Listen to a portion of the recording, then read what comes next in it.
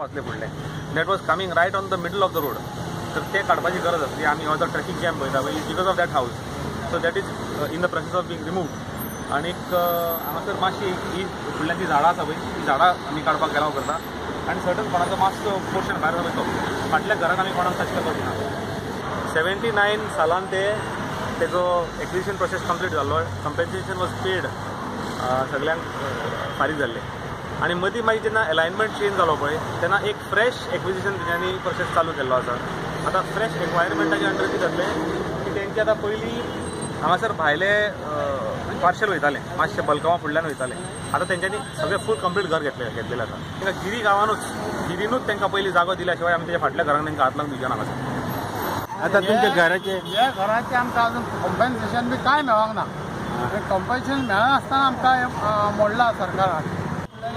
फक्त assistant engineer कलेक्टरान दिला कलेक्टराची आमकां नोटीस येता कांय ना. हेणें डायरेक्ट मोडला. सामान बी कितें काडूंक पावल्लें काय भितर सामान बी सगळें भितर उरलें. अशें कांयच काडूंक ना.